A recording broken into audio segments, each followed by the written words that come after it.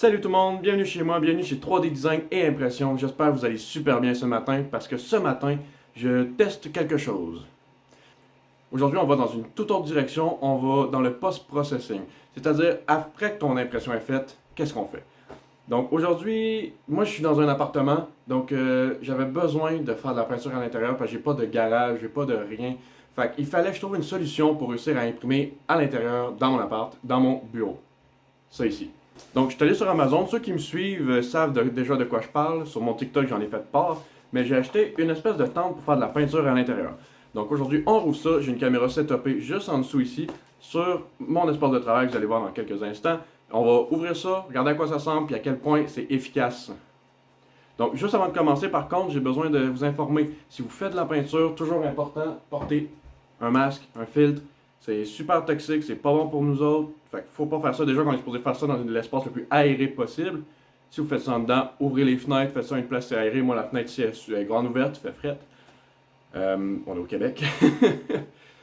Duh. Mais ouais, c'est ça. Fait que ouvrez les fenêtres, portez un masque de filtre, tout le kit. Protégez-vous, vous avez une vie. C'est pas le temps de la scraper pour un peu de peinture et un peu de plastique. Sur ce, on y va. Donc, c'est parti, on ouvre ça.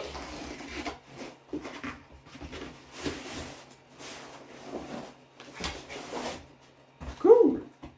Ok, fait on reçoit déjà ça dans une genre de tente, dans un genre de transport. C'est vraiment cool, ça va être super pratique pour le ranger dans l'appartement.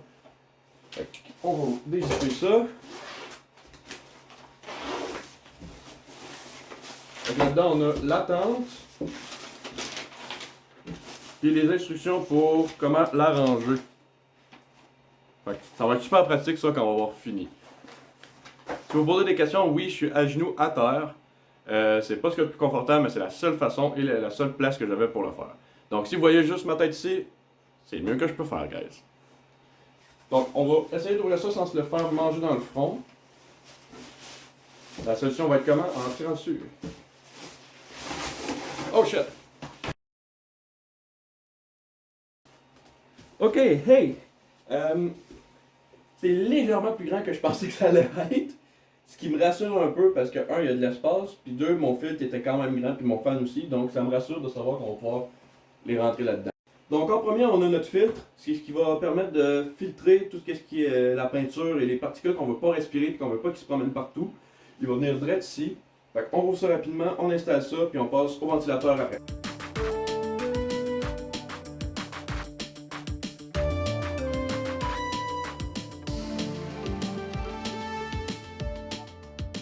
Une chose super importante, c'est qu'il y a un sens à mettre avec la flèche pour savoir dans quelle direction que l'air doit passer.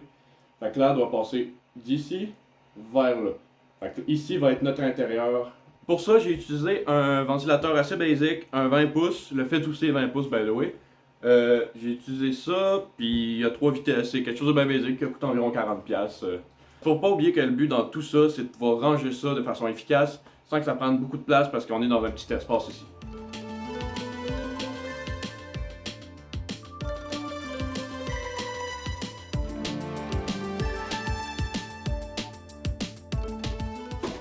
Donc, voici le ventilateur. Ce qui va être important, c'est de figurer out dans quel sens que l'air va circuler parce qu'on veut que l'air passe du fond de l'intérieur vers l'extérieur et non le contraire. Fait qu'on va le brancher, on va regarder dans quel sens il souffle parce que lui, malheureusement, il n'y a pas de flèche. Mais normalement, ça devrait être ici vert comme ça. Donc voilà le résultat. C'est ça que ça donne une fois placé. Fait que là, on va passer à l'intérieur, on va peinturer, faire ramasser par le fil et propulser vers l'extérieur. Évidemment, on a comme un problème de poids. Je sais pas si c'est ça. Non, ça passe pas. Bon, va falloir figure out de quoi pour pas qu'il tombe.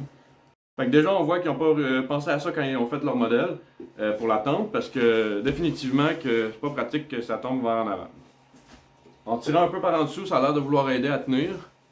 Fait qu'on va l'essayer de même. Je retourne ça de bord, puis on essaye ça. Ce qui est important d'avoir aussi, ça va être une table tournante. Pas important, mais dans le sens ça va nous aider beaucoup. On va pouvoir mettre notre modèle là-dessus, puis juste avoir à tourner pour sprayer, puis que ça va nous aider comme ça. Aujourd'hui, on va commencer avec un primer gris. Je préfère utiliser du gris pour justement parce que souvent tu imprimes en noir ou en couleur. Puis tu veux savoir où est-ce qu'il y en a, où est-ce qu'il n'y en a pas, puis ça te permet de bien voir les défauts. J'ai aussi acheté ce genre de pince-là, juste pour que ce soit plus facile de contrôler le débit. Dans le fond, on enlève le capuchon, on prend ça, puis on vient comme juste le slider dessus.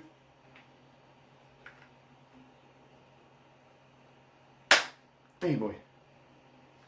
Donc voilà, c'est ce que ça donne. Mes premières rencontres, c'est que ça va super bien pour vrai.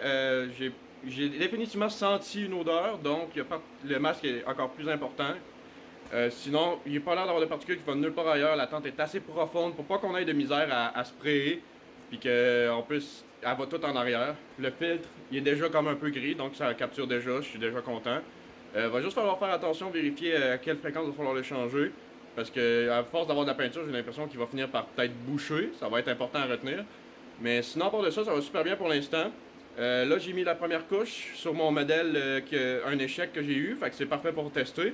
Fait qu'on va passer au rouge une fois qu'il va avoir séché comme du monde pour voir s'il y a vraiment les particules qui vont à quelque part ou si on en voit ailleurs que sur le filtre ou dans le fond. Fait qu'en faisant un tour comme ça me permet de voir où est-ce qu'ils sont les dégâts, qu'est-ce qui s'est passé, puis comment que ça va, comment ça se fonctionne, comment je le sens en main. Définitivement une petite note pour la poignée sur les bonbonnes. La grippe est super rigide, c'est même un petit peu difficile de le mettre sur la bonbonne, mais ça tient super bien. J'ai pas eu aucun accrochage du genre ça touche sur le bouton, ça touche sur le top pour sprayer. Fait que j'ai pas eu aucun accident de spray, ce qui est super le fun, puis ça grippe super bien, ça se fait super bien, ça donne un bon mouvement. C'est mieux que la petit doigt sur le top. Définitivement un bon ajout, un bon outil à avoir, c'est le fun à avoir. Donc, on peut déjà voir sur la caméra tout le gris qu'il y a, puis le rouge. Où est-ce qu'il est allé? Il est allé directement dans le filtre, qui est super le fun. Il y en a un petit peu dans le coin et en dessous, mais vraiment rien d'extraordinaire. Comme vous pouvez voir un peu plus en avant et tout ça, il n'y a absolument rien. C'est extrêmement clean. Ce qui est super satisfaisant dans mon cas. Le petit peu de spill qu'il y a eu est allé en dessous ici puis ici. Un petit peu sur le rebord en bas ici, mais vraiment pas beaucoup. Donc voilà pour aujourd'hui, guys. Merci d'avoir été là. J'espère que vous avez aimé cette vidéo. J'espère qu'elle vous a été utile. Parce que pour vrai, quand j'ai fait des recherches pour essayer de voir comment je pouvais faire de la peinture en spray à l'intérieur, pour avoir des belles couches égales, j'ai pas trouvé de grandes informations. Il y en a un petit peu. C'est d'ailleurs là que j'ai vu la tente, la tente de peinture que j'ai achetée. Mais j'espère que ça vous a servi. J'espère que vous avez trouvé ça utile. N'oubliez pas de vous protéger quand vous utilisez ça. Les fumes de peinture peuvent être très toxiques. Je sais pas si vous avez tout vu le pliage parce que la carte s'est remplie assez rapidement. Elle a coupé en plein milieu, donc je sais pas où ça a fini, mais basically ça a été prendre le rebord opposé, plie-le, suis le twist que la tente apprend, puis ça s'est plié quand même tout seul. Les instructions sont pas claires, mais j'ai figure out assez rapidement. Une fois qu'elle est pliée, plate, tu le tires vers toi, tu vois qu'il y a une tendance, puis tu la suis, puis ça marche super bien. Donc, je vous souhaite une excellente soirée, passez une excellente journée, passez une excellente nuit, et je vous dis à la prochaine, guys, à votre prochain projet.